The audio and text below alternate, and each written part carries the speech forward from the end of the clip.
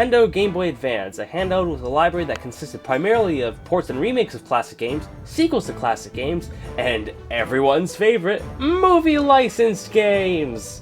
Doctor? Oh, that's fine, nurse. That's just Star Wars Episode 2, Attack of the Clones. Little did the doctors know that the Attack of the Clones game was exactly the problem at hand. When they were informed that this was the case, they didn't listen. They thought it was too silly, but they themselves have not played the Attack of the Clones game on Game Boy Advance. And now, that man is dead because of the Attack of the Clones game.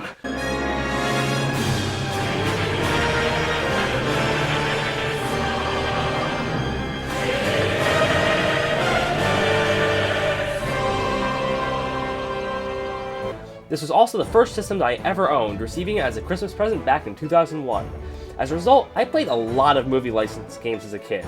Now, a lot of these would be tie-ins to licensed games on the home consoles. However, the Game Boy Advance wasn't capable enough to have the actual console game ported over to the handheld. As a result, the handheld game with the same title and cover art as the console game would be a totally different game from a totally different developer. While entirely understandable, this was rather annoying, especially if you didn't have one of the main consoles. Today, we're going to be talking about an oddity, a licensed game that was released on the PlayStation 2 and Game Boy Advance, with both versions developed by the same people. Now, Treasure Planet is one of those Disney movies that I'm more or less indifferent to. I think there's some very good stuff in it, like the animation, there's enough time given to explore the characters, and there's some legitimately funny lines in it.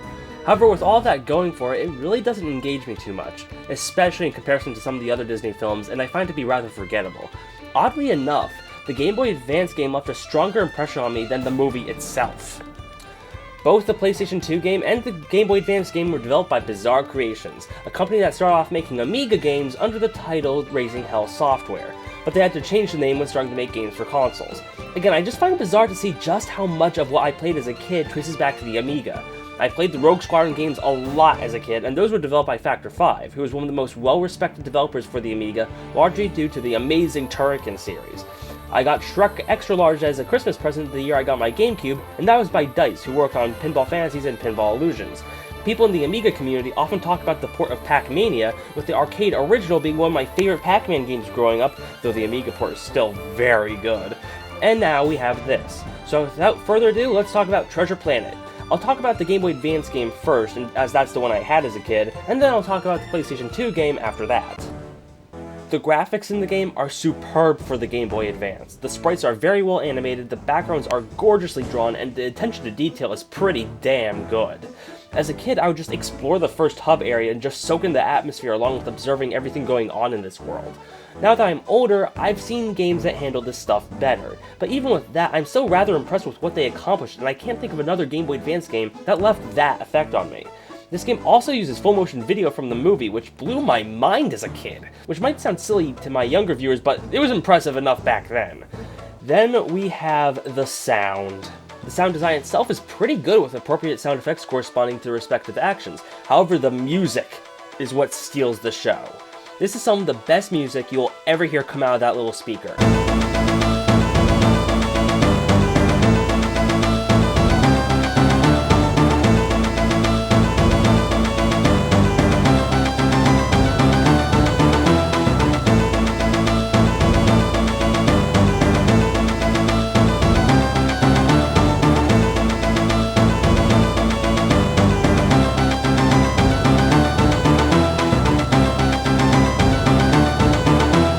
I'm amazed that they got this kind of sound from the Game Boy Advance without Factor 5's music's technology, which was commonly used in Game Boy Advance games to achieve better sound.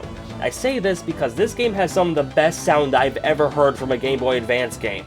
Though seeing how the PS2 soundtrack was ported to the Game Boy Advance by Manfred Linzner, who also composed music for the Iridian games on the same system, that shouldn't be too much of a surprise. The game itself is an isometric puzzle adventure game, and it's surprisingly well handled. A very common problem in isometric games, especially ones that have platforming, is they often leave the player not knowing exactly where they are in relation to their surroundings.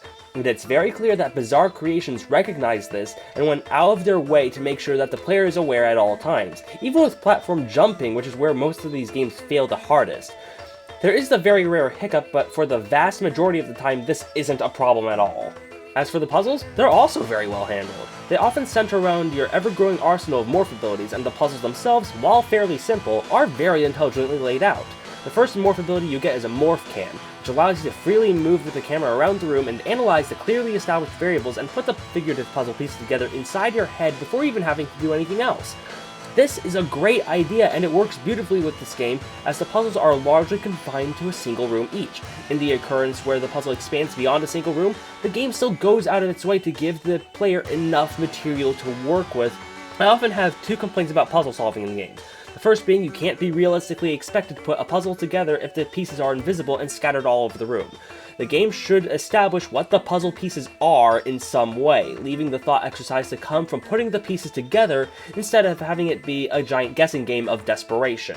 Very few games actually pull through with this, and this game is one of them. The second complaint that I have with puzzle solving in games is that there's more to puzzles than just pushing blocks. You can be a lot more imaginative with it. This game has a lot of block pushing.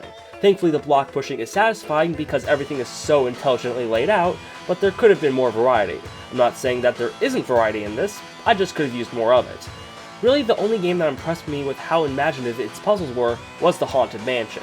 The best way I could describe the puzzle solving in this game is simple but effective. They're not incredibly complex or imaginative, but they are very intelligent. It's clear that they tried to make this aspect of the game work, and it does very, very well. I also like how often you have to take environmental hazards and the enemy design into account, leaving the player to think about how they'll traverse the stage and approach enemies in the same way that they perform a puzzle. Therefore, the action blends very well with the puzzle solving. Hell, this is an area where I'd say it surpasses most other games I've played that have attempted to do this. Overall, this game has good puzzle solving, which isn't something I say about too many other games now, is it? However, the main problem with this game is that it drags a bit. There are 4 main hub areas with their own set of levels. However, the third one really doesn't introduce too much, and it feels repetitive and drawn out until near the end of the game, where it really picks back up again. The last puzzle level has you teleporting all over the game's universe, encountering every enemy and environmental hazard except with greater difficulty. There are also solar sail levels that are pretty fun once you get used to the admittedly loose controls. Thankfully, these don't feel out of place due to the emphasis on action in the main puzzle levels, and there's plenty of shooting at switches and analyzing your surroundings in the solar sail levels, so it balances out fairly well. I bring this up because the final challenge has you racing out of Treasure Planet on your solar sail while the whole planet explodes. It's actually a really good and exciting finale. Overall, this game is surprisingly good. It's not going to change your outlook on gaming as an artistic medium or provide you with an incomparably intense test of your reflexes and mental abilities that will never be surpassed. However, what it is a very solid game.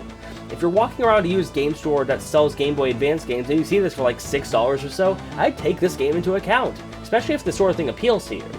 Then we have the PlayStation 2 version, which bizarrely enough got a worse reception than the Game Boy Advance game.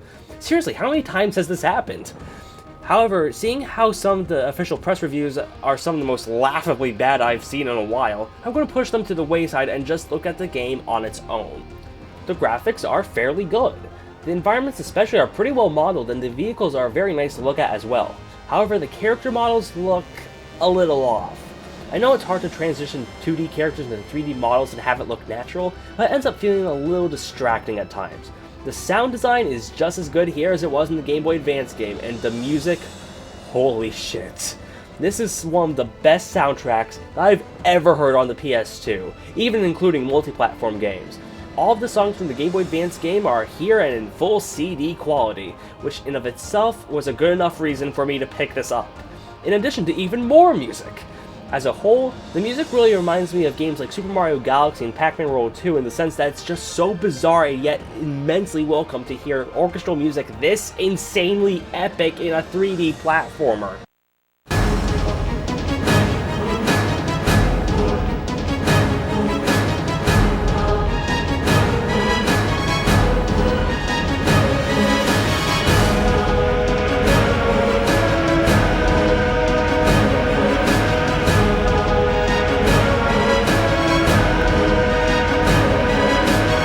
And yes, to clarify, this is a 3D platformer, not a puzzle game. To be more specific, this is pretty much Jak and Daxter's precursor legacy without the open world, but instead with a more traditional level selection screen.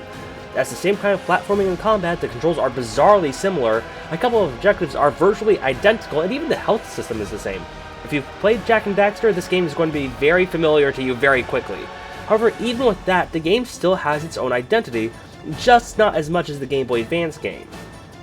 For instance, the main goal in each stage is less focused on collecting obligatory collectibles, but instead completing a series of objectives, very much like in Shrek Extra Large, which I found welcoming, especially seeing how much better this game is. However, if you want to collect things, each level has an additional 2 objectives specifically designed for just that. One to collect 100 coins, and the other to collect 10 green energies, and yes, that's what they're called. As you'd expect, coins are all over the place, whereas the energies are more of a challenge to collect, especially seeing how every time you die, you lose all of the energies while your coin count remains intact. Because of this, death has far more consequence in these missions, as very much like in Jak and Daxter, you have unlimited lives, and the energies are commonly found in a concentrated area as a result. I also like some of the vehicle sections in this better than those in Jak and Daxter, the Hydro Dam level in particular. It's just so wide open, there's a lot of things to do in it, and the music is amazing.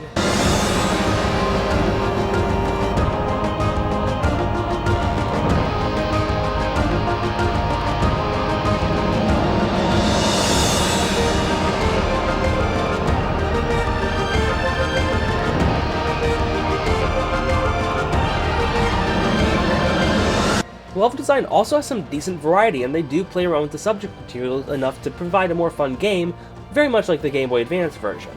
However, my biggest problem with the game is how annoyingly precise you have to be a lot of the time. There are a lot of objectives that require the use of the morph abilities, however these morph abilities have more in common with the eco powers in Jak and Daxter. You stand on a pad and you gain a specific ability to use within a limited amount of time. Seeing how many of the objectives use these, you're constantly under time constraints, and the time limits just barely provide enough time to do what you're supposed to. At least, that's how I felt. Thankfully, like in most 3D platformers, if you're having too much trouble with a single objective, you could just not do it and compensate by doing a different objective in its place, as long as you reach the specified total in order to progress. Though, don't get too comfortable, as you're going to have to complete a vast majority of them. I would aim for an average of 3 objectives per level. As a result of some of these annoyances, I played the game pretty infrequently for a while. However, when I sat down and played it some time later, I actually had a very good time with it otherwise.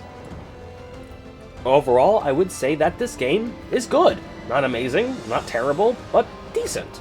I do have more of an appreciation for the Game Boy Advance game on a game design level, as it did more things that impressed me, but I'd be lying if I said that I didn't have more fun in certain sections of this in comparison to the Game Boy Advance game. Again, I wouldn't rush out to get it, but I certainly wouldn't avoid it either. If it looks like something you would like, go and play it. Or at least listen to the awesome music.